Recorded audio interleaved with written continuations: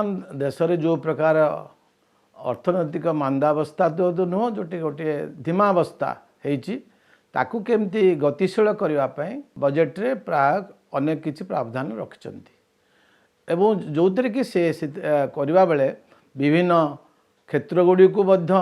Importance देइछन्ति जो क्षेत्र रे भारत रे किछु डेवलपमेंट बा प्रगति हो पारिबो ताकू आखि आगे रखी विभिन्न प्रकार प्रोत्साहन एवं आर्थिक सुविधा सुजोग देवाई व्यवस्था करछन्ति। द्वितीय रे जोटा कि सबुठु बड़ भारत भली देश रे होउछि जे लोक मानकर आशा बहुत बढ़ी जाइए लोक माने बहुत किछि चाहुचन्ति दिनक भितर रातिक भितर हो बोली एवं सेटा को पूरण करिया पई से गोटे चिंता करिसन्ति एवं किछि योजना बा किछि क्षेत्र माध्यम रे करबा को चेष्टा करिसन्ति बजेट रे आलोकेशन करिसन्ति सेटा केते दूर फलप्रद हबो सेटा संध्यान विषय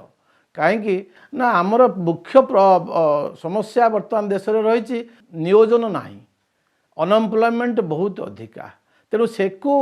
कंट्रोल करने ताकू केमती उन्नति करेंगे से सरकार मुख्य दृष्टि देवा दरकार एवं जो विभिन्न प्रकार प्रोत्साहन प्रोग्राम जो इनक्लूडिंग रिजर्व बैंक को कहते रेट ऑफ इंटरेस्ट कमाओ सुध हार कमाओ एवं अन्यान्य वाणिज्यिक बैंक मान को कहते तुम रिजर्व बैंक सुध हार अनुसार तुम टाली करी सुध हार दियो ये जो प्रकार व्यवस्था करुँच लोकों पाखे कौन मते अधिक पुंजी पहुँचब लोकों पाखे खर्च करेंगे एवं देशटारे मार्केट रिवाइव कर कथाटा को उद्देश्य रखिक से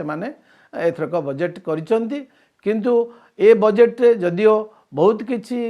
प्लस पॉइंट रही कारण rural development agriculture sector industries small scale industries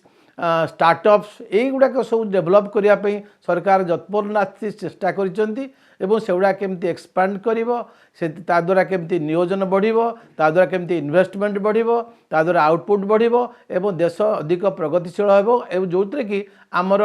gross domestic product बा जीडीपी अधिक हेबो सेतिपई सरकार दृष्टि रखिसंती मुख्य भाव में 2025 को आखि आगे रखी जोटा कि आम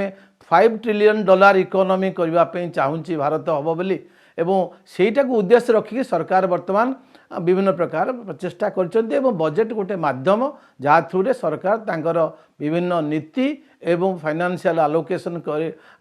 व्यवस्था सृष्टि करी एको अचीव करने चेष्टा कर।